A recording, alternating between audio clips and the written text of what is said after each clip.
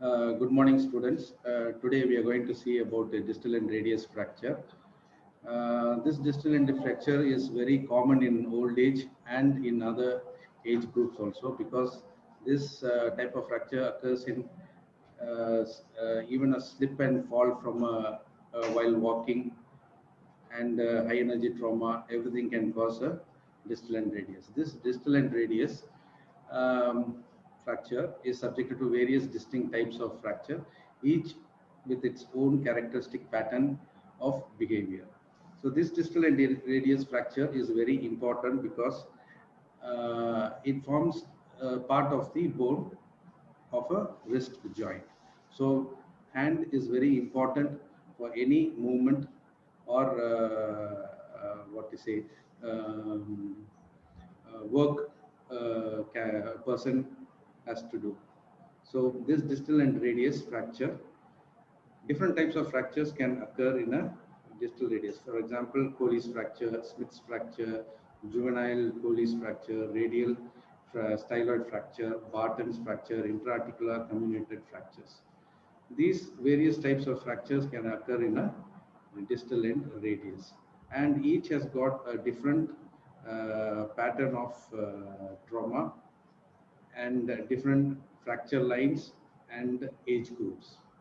So in this class, we are going to see Colles fracture, Smith's fracture, juveniles Colles fracture, radial styloid fracture, Barton's fracture, and intra-articular comminuted fractures. First of all, Colles fracture. This Colles fracture is a very common type of fracture which occurs in elderly persons. This type of fracture was first described by Abraham Colles in 1814. This is a transverse fracture which occurs in the distal end of the radius at the metaphysio-diaphyseal region or the corticocancellous junction. This is mainly an extra-articular fracture, but sometimes intra-articular pattern can also occur. Commonly, this is seen in elderly because of the osteoporosis of the bone, and you get a classical dinner fork deformity in this type of fractures. So mechanism of injury. A trivial fall on an outstretched hand with wrist in extension. This fracture occurs in the corticocancellous junction. Distal fragment of the fracture collapse into extension, dorsal displacement, radial tilt, and shortening. So whenever a person, mainly the elderly person, when he slips and falls, a trivial fall. Trivial fall is nothing but the old age people will be walking in the bathroom or somewhere, slips and then falls down. So to prevent the fall, what will they do? They will keep the hand to prevent the head injury or the head being injured, or to prevent the fall. So what happens is the wrist will be in extension and the fracture occurs at the corticocancellous junction of the bone, and the bone gets displaced dorsally.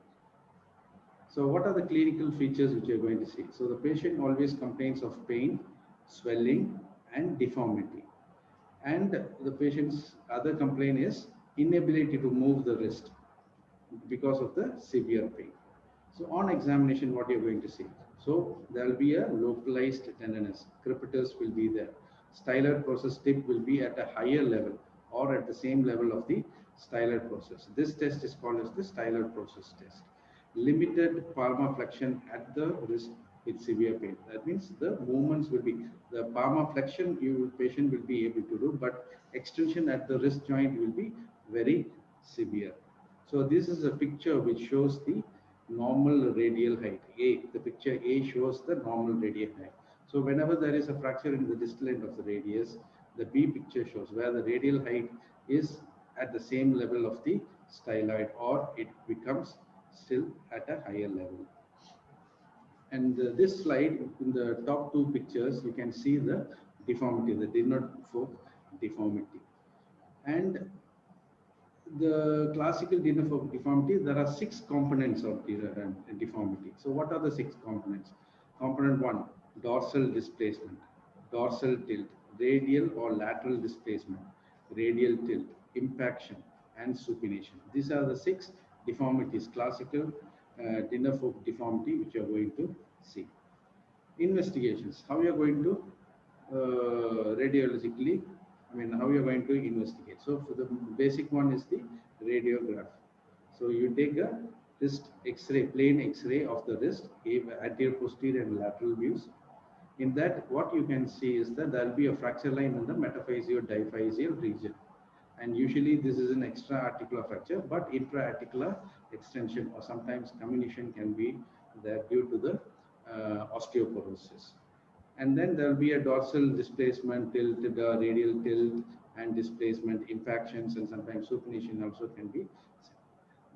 Apart from this, if there is an intra-articular extension, then CT scan will be helpful to plan for the treatment. In radiology, what are the normal angles which you can see in the wrist joint? The normal angles, if you see in the picture, the volar angulation will be always about 10, 11 to 50 degrees in lateral view of the X-ray. You can see if you draw a line along the shaft of the radius, which passes through the wrist joint and the carpal bones, and another line intersecting the metatarsal carpal bones, and it reaches the distal radius. It makes an angle of about 11 to 12 degrees of volar angulation. And in anterior posterior view, you can see the radial angulation of about 23 degrees. If you draw a line from the medial articular surface edge to the radial styloid, and draw another perpendicular line across the articular surface of the ulna and the radius, it makes an angle of about 23 degrees. This is the normal degree or the radial angulation which is present. Another line is the radial length or the radial height. It is about 12 millimeters from the articular surface of the ulna on the radius to the tip of the radial styloid. It is usually 12 millimeters. So whenever there is a radial tilt and a radial displacement, what happens? The radial height or the length is reduced, and the radial angulation is also reduced. Classification. So this type of Colles fracture is mainly an extra-articular but can have an intra-articular fracture. The classification which we use is the Frickmann's classification. So this Frickmann's classification is divided into absence of ulnar styloid process, and the other one is the fracture of the distal radius associated with the ulnar styloid process. So type 1 of Frickmann's classification, it is purely an extra-articular fracture of the distal radius without involvement of the ulnar styloid. Type 2 is extra-articular fracture of the distal radius with ulnar styloid process. Type 3 is intra-articular distal radius fracture, where the fracture line passes into the radiocarpal joint. Because as you know that there are two joints. One is the radiocarpal joint and the radio-ulnar joint. So in this type 3, the fracture line passes to the radiocarpal joint. Type 4 is intra-articular fracture of the radiocarpal joint along with the ulnar styloid process. Type 5 is intra-articular fracture, where the fracture line passes to the radio-ulnar joint without ulnar styloid process. And type 6 is the intra-articular fracture with ulnar styloid process. And then 7 is intra-articular, where the fracture line passes through both the radiocarpal and radio-ulnar joint with and without the ulnar styloid process fracture. So treatment. So whenever you come to a fracture treatment, there are two lines of treatment. One is the conservative line of treatment, another one is the surgical line of treatment. So in conservative line of treatment is nothing but close reduction and application of a POP slab, which for about 6 weeks for the fracture to unite. So this is mainly used in old age people where the comorbidity condition will not allow the patient to undergo a surgery. And then the extra-articular fracture, which is stable after close reduction, if you see means the fracture will be held in the reduced position. It does not slip. It is not unstable. So any extra-articular fracture which is stable after close reduction, you can do a conservative line of treatment. Coming to the closed reduction technique. So closed reduction, as you know, the deformities. So there is an impaction, there is a supination, radial tilt, radiate angulation, dorsal tilt and dorsal angulation. All these deformities has to be corrected. So the first thing is that you make the patient supine with the elbow flexed to about 90 degrees, and you need two persons, one person to give traction, another person to give a counter traction. So traction and counter traction is given to disimpact the fracture and to regain the radial length. Then what happened is we do a dorsal tilt and dorsal angulation. That means we flex the wrist joint to volar, and then ulnar deviation we give. So whenever you do a dorsal volar volar pressure and then a radial ulnar deviation, all the deformity is corrected. And this mechanism is brought up by the mechanism called as the ligamentotaxis. So ligamentotaxis is nothing but you know that whenever there is a joint, the joint is held by capsules and ligaments. So in this, the ligaments around the wrist joint. So whenever we give a traction and counter traction, the ligament will hold the fracture and it will reduce the fracture. So this is called as the ligamentotaxis. So this is a picture which shows the reduction technique and application of a POP. And the bottom X-rays shows the external fixator applications with plate and screws. Surgical treatment. So surgical treatment, you can do a close reduction with multiple K wires fixation. So you do under CM guidance, you anesthetize the patient, and then you give traction, counter traction reduced by closed manipulation, and then you pass percutaneous K wires from the radial styloid into the proximal shaft of the radius. Another method is close reduction. You can do a close reduction, or you can do a open reduction with mini external fixator application. Another type of treatment is the open reduction internal fixation with plate osteosynthesis. So plate means we can use a distal radius plate. Coming to the Smith's fracture. So Smith's fracture is nothing but the reverse of Colles fracture. This is same as the Colles fracture, where the fracture of the distal third of the radius is similar to Colles. Here there is a Palmer displacement of the distal fragment, hence this fracture is called as the reverse Colles fracture. This is caused by a outstretched hand with wrist in flexion, or a direct blow to the flexed hand can produce a Smith's fracture. So this picture represents the Colles fracture. The first picture on the left side shows the Colles fracture, where the patient falls with an outstretched hand with wrist in extension. Smith fracture is fall on outstretched hand with wrist in flexion. Clinical features. So in clinical features, patient complains of pain, swelling, deformity, and painful wrist movement. On examination, there will be localized tenderness at the fracture site. A deformity will be present, but in Colles fracture, it is a dinner fork deformity. But in Smith's fracture, it's the reverse. It's the garden spade deformity. In the picture given below, you can see the wrist in the shape of the garden spade. Crepitus will be present at the fracture site, and the movement will be painfully restricted. Treatment. Again, as you know that treatment, both conservative and surgical line of treatment. So conservative line of treatment, you do a close reduction, and then POP is applied. The wrist is immobilized in an angle of about 30 degrees of dorsiflexion position. In Colles fracture, what you do is you keep a volar flexion and ulnar deviation. But in Smith's fracture, you keep the wrist in dorsiflexion, 30 degrees of dorsiflexion, and you immobilize the wrist for about 6 weeks.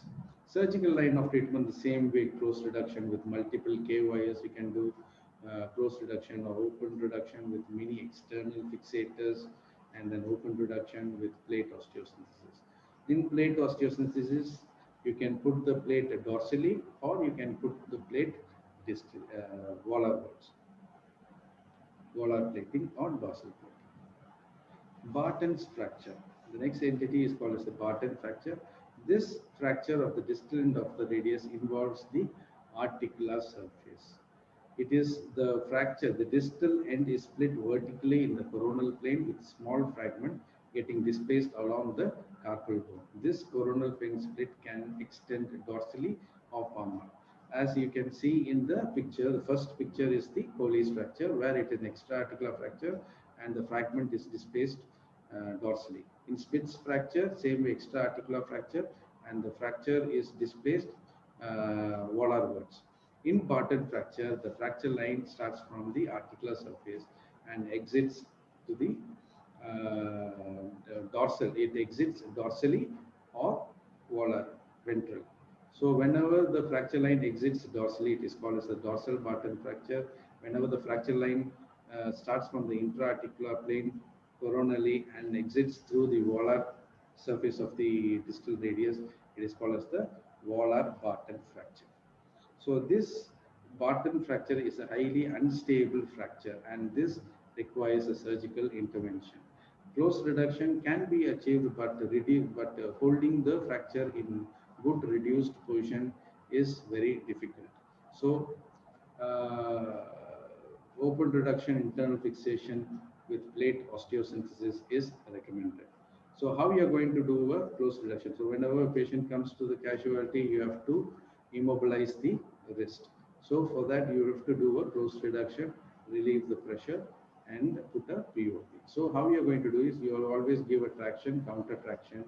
If the Barton fracture is a volar Barton fracture, you have to keep the wrist in volar flexion so that the capsules, the volar capsules and the volar ligaments relaxes and allows the volar fragment to fall in reduced position.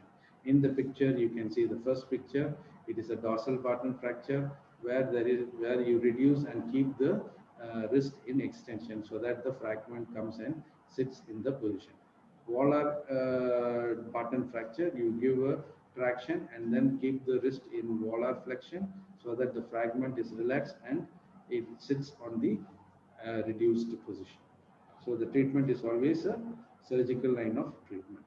So this picture shows the Barton fracture, the fracture line can be seen, and the reduction and the fixation with the plate osteosynthesis. So if it is a dorsal Barton fracture, you keep the plate on the dorsal surface. If it is a volar Barton fracture, you keep the plate on the volar surface of the distal radius. Next, we are going to see the radial styloid fracture. This radial styloid fracture is also called as the Schoffer's fracture or the Hutchinson's fracture. This is mainly an intra-articular fracture where it involves the radial styloid process alone. And it's commonly seen in car accidents, high velocity trauma, or fall from height, or a direct injury over the wrist. Clinically, there will be tenderness, swelling over the radial styloid process and anatomical snuff box region. Radial deviation of the wrist is very painfully restricted. So this you can do a conservative line of treatment as well as a surgical line of conservative line of treatment. Again, is that you reduce the fracture and put a POP for 6 weeks. And if the fracture is unstable, that means you reduce it again collapses, then you do is open reduction internal fixation with multiple KY, percutaneous KY fixation you could do. Otherwise, you can do a lateral styloid process, low profile plate or screws. So the second picture shows the plate kept over the lateral surface of the distal radius. These small mini plates. Next type of fracture we are going to see is the juvenile Colles fracture. Juvenile Colles fracture occurs in children where the epiphysis does not closes. So here in this type of fracture, the fracture line passes through the epiphysis of the distal radius or sometimes through the metaphysis of the distal radius. This causes the juvenile Colles fracture. The same mechanism, fallen outstretched hand with wrist in extension, the distal fragment is forced posteriorly. Lesser force may cause buckling of the bone or torus fracture, sometimes a green stick fracture where one cortex is in fracture whereas the other cortex is intact. On examination, Same findings will be there. Distal tenderness present over the distal radius, swelling will be there, and then movement will be painful. Sometimes if the fracture is displaced, then you can get a enough of deformity over there. So here you take an X-ray, anterior, posterior, and lateral view of the wrist. So there will be an epiphysis separation. If you see the images of A and B, you can see the fracture occurs at the metaphyseal region where the volar cortex is intact, whereas the dorsal cortex there is a fracture. So this type is called as a green stick fracture. And if you see the images of C and D, it is a clearly a epiphyseal fracture where the epiphysis is displaced dorsally. So what you do is you give a traction, reduce, and then have to apply a POP. So whenever the epiphysis is involved, and if the classification, Salter-Harris classification, it is 2 and more, then the prognosis is not that good because there is a complete epiphyseal fracture and it is not reduced properly, then growth disturbance will be there. So ideally, these types of fracture, surgical line of treatment is the best option. If the metaphysis is involved and the epiphysis is intact, you can treat it with conservatively. But if the epiphysis is involved and there is a displacement, then you have to 100% reduce the fracture and then you have to pass smooth pins. So why smooth pins are applied? Because we don't want to injure the epiphysis, which is nothing but the growth plate. So coming to the distal end of radius fracture, what are the complications which we can see? So first, any complication, there is an early complication and a late complication. In early complication, circulatory problems and nerve compression, mainly the median nerve is involved due to the tight bandages and tight POPs. And then reflex sympathetic dystrophy. Late complications. In late complication, you can see malunion, delayed union, sometimes very rarely non-union, and then post-traumatic or post-immobilization stiffness of the joint, post-traumatic arthritis or secondary osteoarthritis, carpal tunnel syndrome because of the compression of the median nerve, tight bandages, and the retinaculums are tight. Then tendon rupture in Colles fracture, the most common tendon to get injured is the extensor pollicis longus because this tendon will come over the fracture side. Sometimes this gets ruptured. And then Sudeck's dystrophy is another late complications. So today we have seen about the fractures around the wrist and its complications. Thank you.